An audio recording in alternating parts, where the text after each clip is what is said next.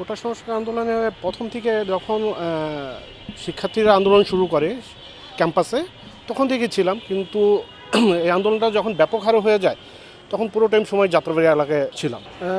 আন্দোলনটা ছিল তো প্রথম কোটা সংস্কার আন্দোলন, এরপর শুরু হলো 1 দফা, 6 দফা, লাস্টে যে 1 দফা হলো। মেবি 15 তারিখের পর থেকে এটা ব্যাপক সংঘর্ষ হয়ে গেল, যেখানে পুলিশ ছাত্র সরাসরি মুখোমুখি হয়ে গেল। মুখোমুখি গোলাগুলি হচ্ছে, ইট পাটকেল ঢিল দিচ্ছে, আমাদের উপরে পড়তেছে। এর মধ্যে আমরা কাজ করছি, যতটুকু নিজেদের সেভ করে রাখা যায় ততটুকুভাবেই আমরা কাজ করি। অফিস থেকে প্রেশার ছিল না, অফিস থেকে সাপোর্ট ছিল, নিরাপত্তা বজায় রেখে কাজ যতটুকু করা যায় করতে বলেছিল, যে ঝুঁকি নিয়ে কাজ করার কোনো প্রয়োজন নেই। আমাদের এই প্রফেশনে আসার পর এত বড় আন্দোলন দেখিনি।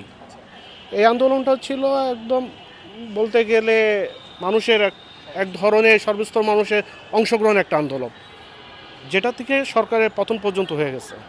এখানে আমি 2বার আহত হয়েছিলাম আন্দোলনের সময়। যেটা মারাত্মক আহত হই সেটা মেবি ছিল 17 তারিখ রাতে, মঙ্গলবার হবে। তখন এই যে হানিফ ফ্লাইওভারে কুতুবখালী প্রান্তে, যাত্রাবাড়ি কুতুবখালী প্রান্তে টোল বক্সে কিছু আন্দোলনকারী ওরা অগ্নিসংযোজন করতেছিল। তখন ওইখানে রাতে ছবি তুলতে গেলে সেখানে আহত হই আমি। একটু মবের মতো হয়েছিল, কিন্তু স্থানীয় কিছু লোকজনের জন্য সেভ হয়ে গেছে অনেকটা। আমি 20 কি 22 তারিখে সেদিনও ছবি তুলতে গেছি যাত্রাবাড়ির মোড়ে। আন্দোলনকারী পুলিশ, আওয়ামী লীগ ওদের দুপক্ষে ধাওয়াধাওয়ির মধ্যে তখন ইটের আঘাতে তখন আহত হয়েছিল। 5 তারিখ তো সকাল থেকেই সব কিছু থমথম পরিবেশ ছিল। আমি যাত্রাবাড়ি একদম মোড়েই ছিলাম। 11টার পর অনেকটাই ক্লিয়ার হতে থাকে, 12টার দিকে টোটালি সবাই ক্লিয়ার হয়ে যায় যে সরকার মানে আওয়ামী লীগ সরকার ক্ষমতা হস্তান্তর করে দিয়েছে এবং শেখ হাসিনা চলে গেছে। এরপর সবাই সর্বস্তর জনগণের মধ্যে যাত্রাবাড়ি একটা আনন্দ উল্লাস হয়। এর কিছুক্ষণ পরই পুলিশের সাথে আবার স্থানীয় ছাত্র জনতার সাথে সংঘর্ষ হয়। যে সংঘর্ষটা ছিল 5ই আগস্টের সর্বোচ্চ সংঘর্ষ এবং সর্বোচ্চ মৃত্যুর হার। তুই বলতে পুলিশের ভাবে আক্রমণে কখনোই শিকার হয়নি। হয়তোবা আন্দোলনের অপোজিট সাইডে গেলে হয়তো হতে পারতাম, আমাদের এক সাংবাদিক মারা গেছে এইভাবে। নিউজ কভার করতে সে ওইখানে ঢুকে গেছিলো। মৃত্যু আধা ঘন্টা আগে আমাদের সাথে এই পাশেই ছিল, তার সাথে কথা হয়েছে। হঠাৎ করে ওই পাশে যাওয়া গুলি, অনেকে আহত হয়েছে। কালের কণ্ঠে মঞ্জু ভাই তো গাড়ি, হোন্ডা মোটরসাইকেল, বেশ আহত হয়েছিল সে।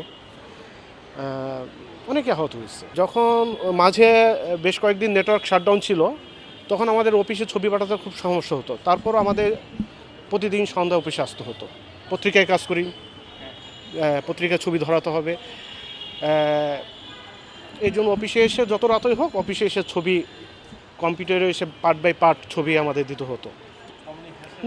হ্যাসেল ওইরকম হয়নি। আসার সময় রাস্তা মাঝে মধ্যে বাধার সম্মুখীন হয়েছি, কিন্তু সাংবাদিক কর্মী এইসব অনেকটা ছাড়ও পেয়ে। হ্যাঁ হ্যাঁ, আহত অনেকের লিস্ট হয়েছিল, সেখানে আমার নামও ছিল।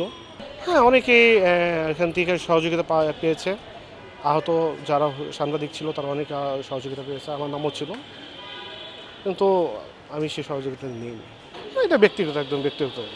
এখন আমাদের সামনে কীভাবে এগিয়ে যেতে হবে, কীভাবে ভালোভাবে চলতে হবে, সবাই একসাথে ঐক্য থেকে সেই কাজটা করতে হবে। আমার ব্যক্তিগত মতামত হলো সব রাজনৈতিক দলকে ঐক্য থাকতে হবে, ঐক্যবদ্ধভাবে এগিয়ে যেতে হবে। কে খারাপ করলো, কে ভালো করলো সেটা বিবেচনা করলে হবে না, তাহলে সেই আগের মতোই হয়ে গেল। সবাইকে ঐক্য থেকে দেশকে এগিয়ে নিতে হবে, কীভাবে সেভাবে কাজ করে যেতে হবে।